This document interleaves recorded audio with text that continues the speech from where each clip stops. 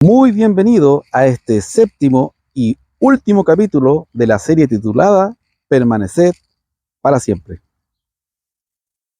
Como en capítulos anteriores me he presentado, soy Héctor Silva, una persona que se ha dedicado con todo el corazón y con todo el tiempo a estudiar, a comprender la escritura y a compartirla con otros. Mi intención es transmitirle a usted lo que otros, por amor a Dios, compartieron conmigo acerca de las verdades de Dios. Y el tema que vamos a ver hoy es uno, si no el más controversial de todos los temas bíblicos, pero es también uno de los más importantes. Y puede ser contradictorio que uno de los temas, si no el que más de los importantes en la escritura, sea también uno de los más malentendidos. ¿Por qué? Porque el entendimiento de este tema se basa mayormente en tradiciones, en costumbres, en opiniones y no en la palabra de Dios. Este tema ha sido muy distorsionado, pero así como cada semilla, ya sea de maíz, ya sea de una palmera datilera, va a dar el fruto correspondiente a lo que ella es, la palabra de Dios siempre va a dar como resultado su verdad y va a producir discípulos de Cristo, va a producir personas que si creen en el mensaje y lo obedecen, van a ser salvas, alcanzando vida eterna con Dios. Entonces, ¿a dónde tenemos que ir? A la Escritura. Y aquí a veces se choca mucho con los prejuicios, con las ideas preconcebidas.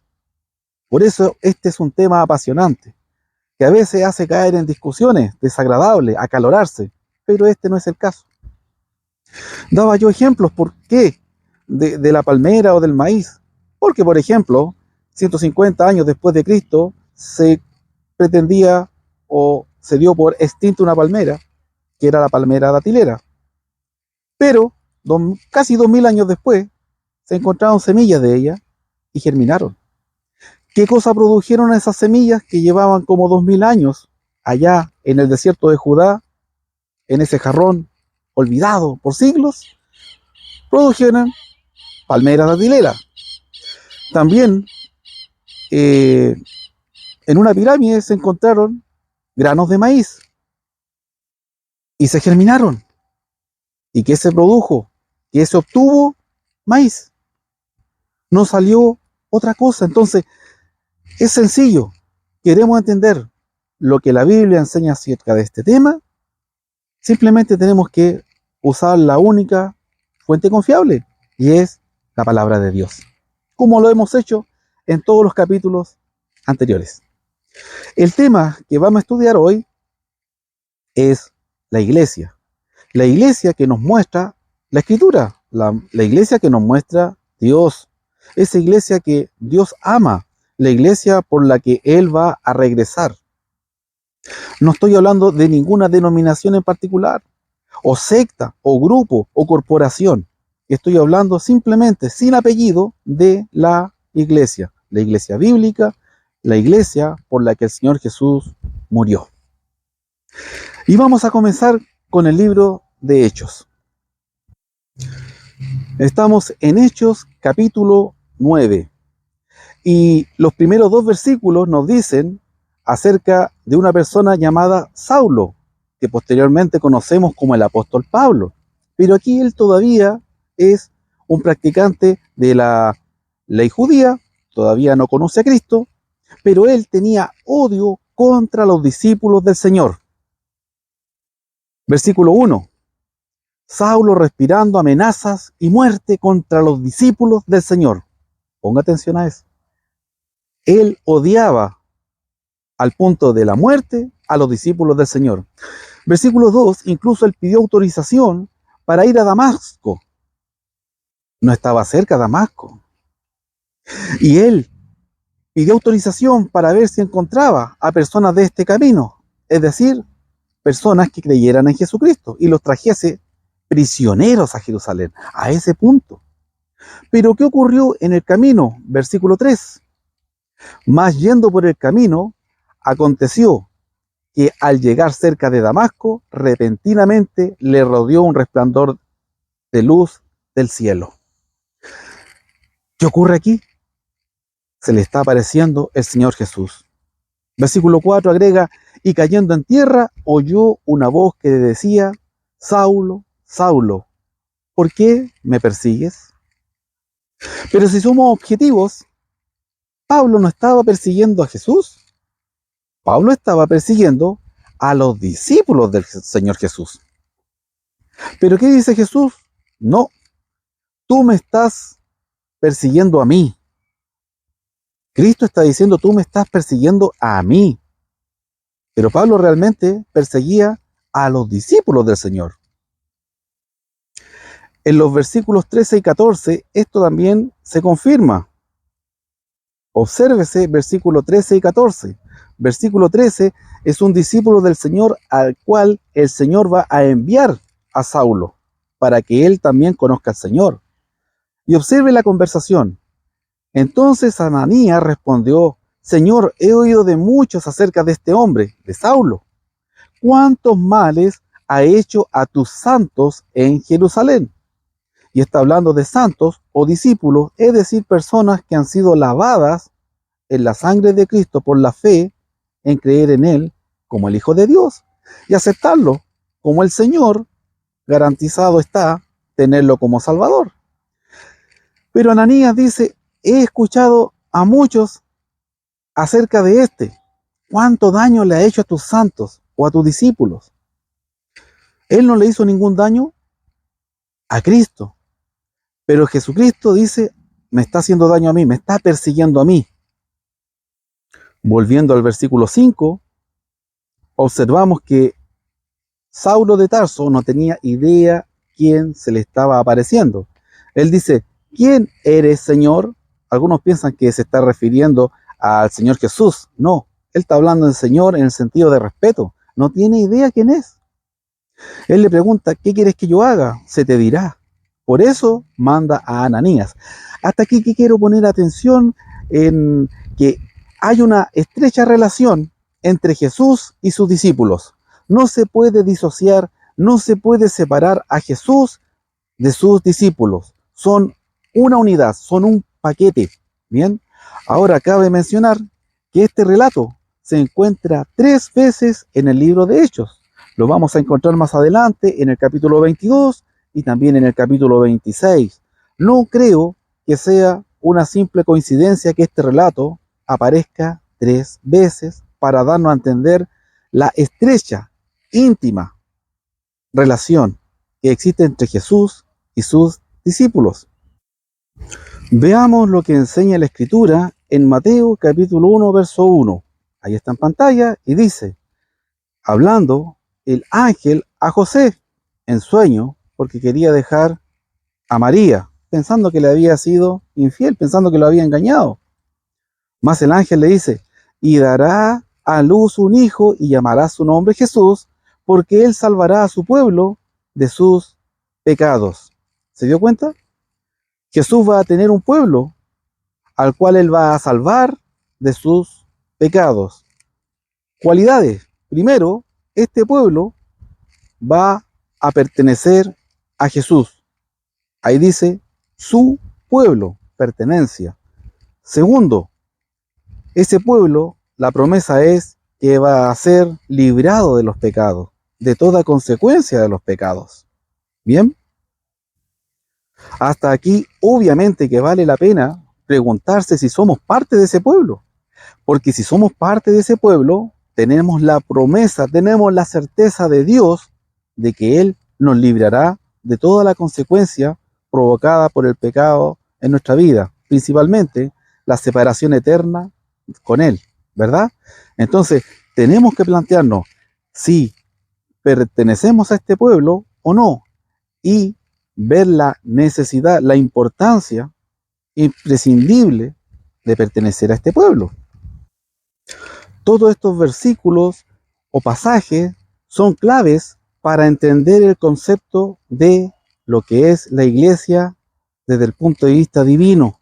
a la luz de lo que la Escritura revela, a la luz de lo que Dios revela. Bien, fijémonos aquí, estamos en Hechos 20 y quiero ver el versículo 28. El apóstol Pablo, ya habiendo pasado por la etapa de ser un perseguidor de la iglesia a ser un seguidor de Cristo, enseñándoles a los ancianos, ¿no es cierto?, en Mileto, les habla: por tanto, mirad por vosotros y por todo el rebaño en que el Espíritu Santo os ha puesto por obispos, para apacentar la iglesia del Señor, la cual él ganó por su propia sangre. Por su propia sangre. Entonces, la iglesia del Señor, primero, pertenece al Señor, es del Señor. Y segundo, la causa por la cual la iglesia es exclusivamente del Señor es porque nadie más ha derramado una gota de sangre, y menos su vida, para ser un legítimo dueño de la iglesia. Muchas personas a lo largo de la historia se adueñan, se apropian, pero el único dueño legítimo, el que pagó con su sangre por la iglesia, es Jesús. Él es el Señor, por eso es Él el dueño, porque Él compró la iglesia con su propia vida. Hasta aquí hemos visto la palabra iglesia asociada a la palabra discípulos, a la palabra pueblo, y aquí vamos a ver también la palabra cuerpo. Todas estas palabras apuntan a una idea general. Dice, por ejemplo, Romanos 12:4, lo tenemos aquí en pantalla arribita: porque de la manera que en un cuerpo tenemos muchos miembros, pero no todos los miembros tienen la misma función, así nosotros, siendo muchos, somos un cuerpo en Cristo, y todos miembros los unos de los otros. Un vehículo que está tan de moda, un auto, tiene muchos componentes. Tiene puertas, tiene neumáticos, tiene espejos, tiene faroles, parachoques. Cada componente por separado no es el vehículo. Todos juntos y cumpliendo una función son un vehículo. Lo mismo podemos hablar de un equipo móvil o celular, ¿no es cierto?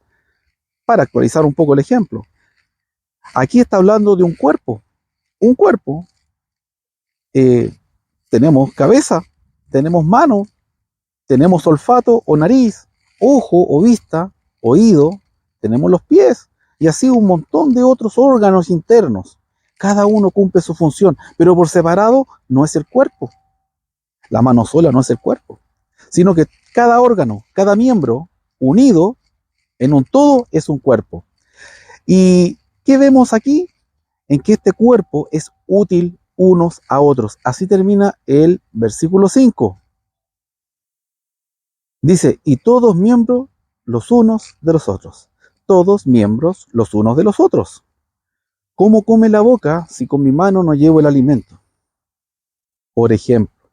¿O cómo mi mano puede alcanzar algo si mis pies no avanzan? Esa es la idea.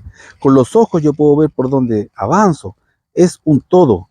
Los miembros son útiles unos a otros. ¿Se va comprendiendo la idea? Entonces, hay un deseo de Dios en que tengamos comunión los unos con los otros, los que han llegado a ser discípulos del Señor, los que han llegado a alcanzar el perdón, la gracia de Dios, la promesa de vida eterna, los que viven conforme a esa esperanza, la esperanza más grande, ¿no es cierto? Hay un deseo de Dios en que los unos a los otros sean útiles. No se trata de obedecer el Evangelio y seguir por mi parte como un ermitaño. No, Dios proveyó un pueblo, Dios proveyó un cuerpo espiritual del cual Él es cabeza. Dios provee un mecanismo mediante el cual nos perfeccionamos, un mecanismo mediante el cual nos consolidamos y crecemos espiritualmente. Y esa es la iglesia. Ahora, por favor, no piense en el tremendo universo de charlatanería, de cosas humanas que le han puesto como nombre iglesia. Hay muchas cosas que le dicen iglesia y no son iglesia. Aquí estamos viendo aspectos básicos, específicos de la Escritura que nos guían a entender lo que es la iglesia. Bien, luego usted puede profundizar cada uno de estos pasajes, verlo en su contexto, ver el capítulo completo. Y una iglesia verdadera, en pocas palabras, una iglesia bíblica, va a tener que coincidir con cada uno de estos aspectos. Si lo que le han enseñado como iglesia o lo que usted entiende como iglesia no se apega a esto, entonces eso no es iglesia, es sencillo. Un pasaje con el que toda persona se quiere sentir identificada. ¿Por qué? Porque es maravilloso, porque es extraordinario. Primera de Pedro, capítulo 2, versículos 9 y 10. Lo extraordinario del 9 dice: mas vosotros sois linaje escogido, real sacerdocio, nación santa, pueblo adquirido por Dios. Entendemos que el pueblo adquirido por Dios no es otro que la iglesia, ¿verdad? ¿Para qué? Un propósito, para que anunciéis las virtudes de aquel que os llamó de las tinieblas a su luz admirable. Entonces, para ser parte del pueblo de Dios, lo primero es conocer las virtudes de aquel que llama, que es Dios. No podemos desconocer las virtudes y ser pueblo de Dios, porque el propósito por el cual alguien pasa a ser parte del pueblo de Dios es también transmitir a otro lo que él recibió. Primer requisito muy básico, cada cosa que vamos viendo es muy sencilla. Pero aquí, en pocas palabras, ustedes son pueblo de Dios para anunciar a otros también lo que han recibido, lo que han aceptado, lo que ustedes ahora son. Bien, si no somos parte del pueblo de Dios, no vamos a poder transmitir a otros y necesitamos que alguien del pueblo de Dios nos transmita a nosotros esa información. Es sencillo. Versículo 10. Vosotros que en otro tiempo no erais pueblo, pero que ahora sois pueblo de Dios. Entonces, no nacemos siendo parte del pueblo de Dios. Tampoco por accidente o casualmente llegamos a ser parte del pueblo de Dios. Aquí el versículo 10 dice que en un momento de nuestra vida pasamos a ser parte de su pueblo, pasamos a ser propiedad de él. Y usted lo que es suyo lo cuida, ¿no es cierto? Lo guarda, no lo anda dejando tirado por ahí. Y sobre todo si es costoso. ¿Qué es más costoso para el Señor que algo por lo que Él murió y resucitó? Su iglesia. Entonces, Él cuida su iglesia. Es lo más valioso para Él. Aquí nos dice la palabra que en algún momento de la vida de cada persona en este mundo no éramos parte del pueblo, pero en algún momento de la vida también pasamos a pertenecer al pueblo de Dios. Agrega el versículo 10. En otro tiempo no habíais alcanzado misericordia, pero ahora habéis alcanzado misericordia. Nosotros alcanzamos misericordia cuando pasamos a ser parte del pueblo de Dios. En pocas palabras, no pasamos a ser parte del pueblo de Dios por nuestras capacidades, por nuestra bondad, por algo especial en nosotros. No, pasamos a ser parte del pueblo de Dios porque alcanzamos la misericordia de Dios. A propósito, la misericordia de Dios está totalmente disponible. Simplemente hay que tener la humildad suficiente para aceptarla. ¿Bien? Entonces, en pocas palabras, pasamos a ser parte del pueblo de Dios cuando recibimos las virtudes de Dios, la información necesaria. Devolviéndonos al versículo 9, estoy seguro de que a usted le encantaría, si aún no es parte del pueblo de Dios, porque desconozco si usted ya lo es, pero si no lo es, estoy seguro que le encantaría, como a mí, que el versículo 9 describiera lo que es usted delante de Dios. Un linaje escogido, un real sacerdocio, una nación santa, un pueblo que pertenece a Dios. Es algo extraordinario, extraordinario. Y sabe, esto es completamente accesible, está completamente al alcance de cada persona en este mundo. Mientras estamos en este mundo. Muy bien, vamos a ir a un último versículo para entender conceptualmente lo que la Escritura nos declara acerca de la iglesia. El autor de Hebreos, en capítulo 5, versículo 8, nos declara acerca de Jesús: y aunque era hijo, por lo que padeció, aprendió la obediencia. La obediencia se aprende. Y habiendo sido perfeccionado, entonces Cristo aprendió la obediencia, se perfeccionó. ¿Y a qué llegó? Ponga mucha atención, por favor, lo que sigue a continuación. Vino a ser autor de eterna salvación para todos los que le obedecen.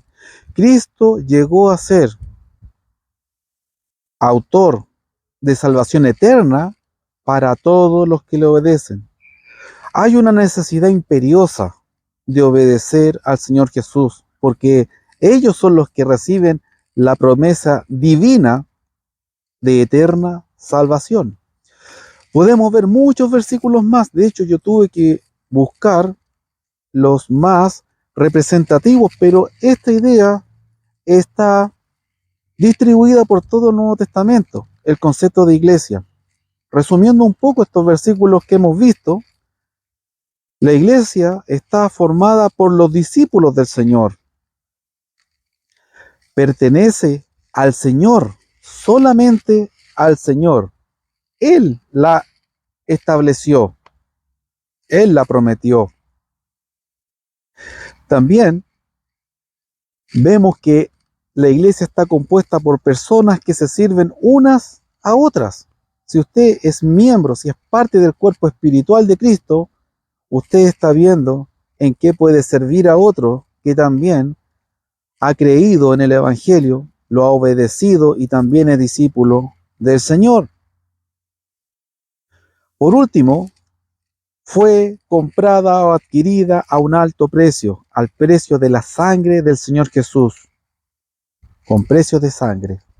Y, según Pedro, llegamos a ser parte de este pueblo. Es válido que nos preguntáramos en qué momento pasamos a ser parte del pueblo de Dios. ¿En qué momento? Y yo sé que con lo poquito que he compartido en estos pasajes y lo mucho que usted ha visto en los capítulos anteriores, es muy probable que ya tiene la respuesta. Vamos a ir a buscar ya la respuesta específica de en qué momento, de cómo pasamos a pertenecer al pueblo de Dios, la iglesia, el cuerpo de Cristo, la nación santa, etc. Enseña el capítulo 2 de Hechos, en versículo 42 y 41, lo siguiente. Así que los que recibieron su palabra fueron bautizados. Es decir, una persona recibe, acepta la palabra del Señor cuando es bautizado. O dicho de otra manera, es bautizado porque aceptó en su corazón la palabra. Como consecuencia, dice, se añadieron aquel día como 3.000 personas. En aquel día de Pentecostés, cuando fue predicado por primera vez el Evangelio, se iniciaron los primeros aproximadamente 3.000 discípulos. Pero ponga atención en el versículo siguiente. Estos versículos no siguió cada uno con su vida como anteriormente, ni le interesó conocer a otro que se había también convertido al Señor, que se había también hecho discípulo. No. Versículo 42 dice, perseveraban en la doctrina de los apóstoles, en la comunión unos con otros, en el partimiento del pan y en las oraciones. Es decir, cada discípulo que aceptaba al Señor, que se hacía parte del cuerpo espiritual, tenía un profundo interés de compartir con otros que también habían dado el mismo paso. Dice, perseveraban. Bueno, aquí está implícita la idea de iglesia, ¿verdad? Dice, se añadieron aquel día, perseveraban juntos, está implícita.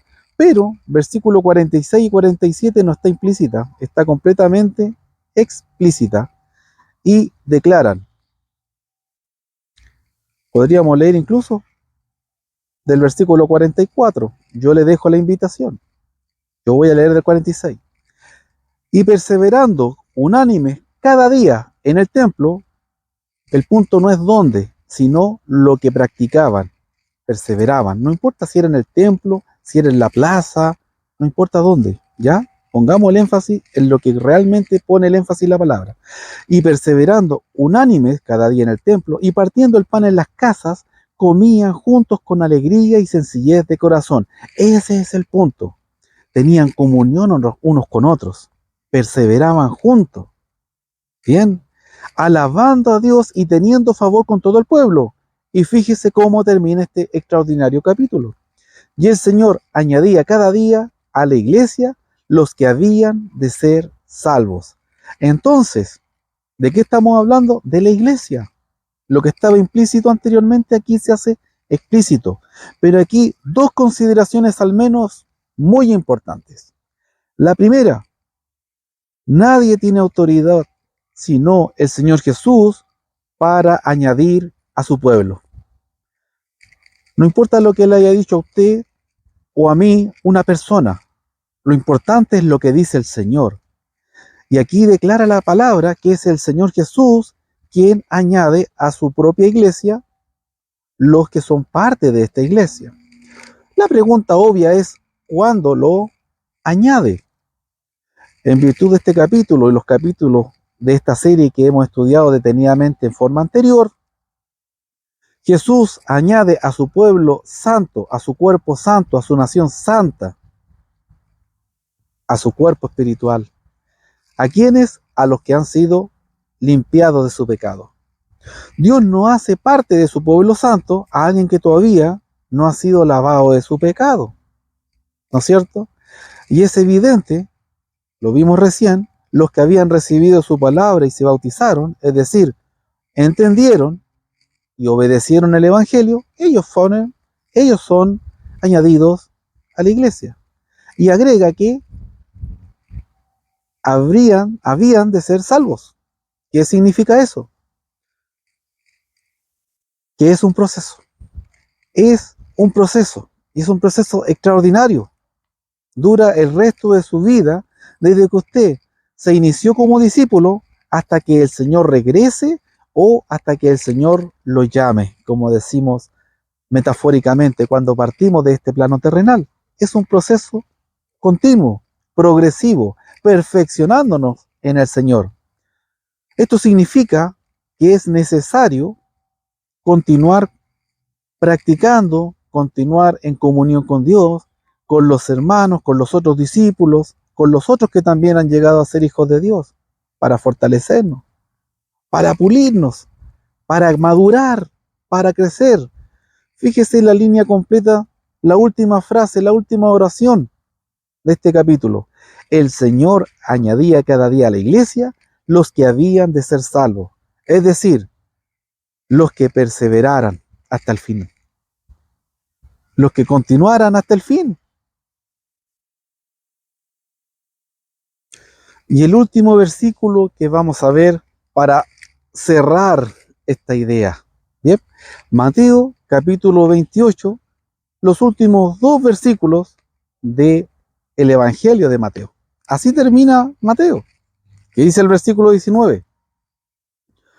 Por tanto, id y haced discípulos a todas las naciones, bautizándolos en el nombre del Padre y del Hijo y del Espíritu Santo. ¿Qué está ordenando el Señor Jesús? ¿Ir a bautizar? No. Él está ordenando que los que ya son discípulos vayan y le transmitan a otros el mensaje de salvación para que también ellos puedan, o al menos tengan la oportunidad, porque esto no es obligado para nada. De hecho, dice el mismo Señor Jesús, los que se salvan son pocos, los menos se van a salvar, no por el simple hecho de predicársele el Evangelio o por el simple hecho de entender el Evangelio, una persona lo va a obedecer. ¿Por qué? Porque es una decisión y no todos están dispuestos a tomar la decisión de ser un discípulo del Señor, aunque entiendan que es imperioso, aunque entiendan que es imprescindible para la vida eterna, siempre está el libre albedrío de poder tomar la decisión de vivir la vida agradándome yo en vez de a Dios. Bien, volviendo al tema, la orden del Señor Jesús es ir a ser otros discípulos, no presionándolos, no a la fuerza, como en algunas oportunidades de la triste historia humana, no, con el amor de Dios, con paciencia, con tiempo, con dedicación y por sobre todo con la verdad de Dios. Vayan a ser discípulos. El resultado de las personas es bautizarse. ¿Cuándo? Cuando lo vimos, por ejemplo, hace poquito en Hechos, aceptando la palabra. Las personas que reciban la palabra del Señor, que entiendan lo que es el Evangelio, el plan de Dios, que quieran permanecer eternamente con Él, que quieran partir de este mundo con la promesa eterna de Dios, van a tomar la decisión de obedecer el Evangelio y perseverar unos con otros. Porque aquí agrega, enseñándoles que guarden todas las cosas que os he mandado, y he aquí yo estoy con vosotros todos los días hasta el fin del mundo. Entonces, la iglesia del Señor no es algo humano, es algo que estableció el Señor en su palabra. Podemos estudiar personal o con personas preparadas largamente el tema, pero básicamente la iglesia es el cuerpo espiritual de Cristo, es el pueblo que pertenece a Dios y es pasar a pertenecer a este pueblo es una consecuencia de iniciarse como un discípulo. Cuando una persona primero escucha, luego cree y por último obedece el Evangelio, el Señor, después de limpiarla, la añade a su cuerpo espiritual, la añade al cuerpo del cual Él es Salvador. Estoy seguro de que usted tiene el deseo de pertenecer al pueblo de Dios. Y no lo digo yo, eso está en su ADN divino. El Señor lo diseñó a usted, le dio vida, le da salud, le da una oportunidad de un par de años en este mundo. ¿Por qué? ¿Para qué? Para conocerle a Él, para aceptar su santa voluntad. Mandó a su Hijo porque nos ama tanto que nos da la oportunidad de arrepentirnos. Si el mundo pasa y sus deseos, pero el que hace la voluntad de Dios permanece para siempre. Esa es promesa de Dios.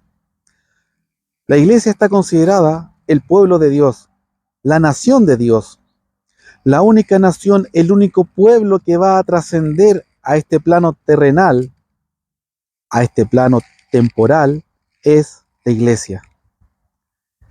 Estoy seguro que usted quiere ser parte de ella. No lo postergue, no lo desaproveche. Usted puede ser parte de la iglesia simplemente escuchando el mensaje de salvación, comprendiéndolo, entendiéndolo, ¿verdad? Creyéndolo en su corazón y obedeciéndolo para permanecer fiel. Es mi deseo que así sea. Es la oportunidad que Dios nos da a cada persona en este mundo. Que Dios le bendiga y prospere su decisión de servirle, de ser su discípulo y recibir la promesa de ser parte del pueblo de Dios, la iglesia.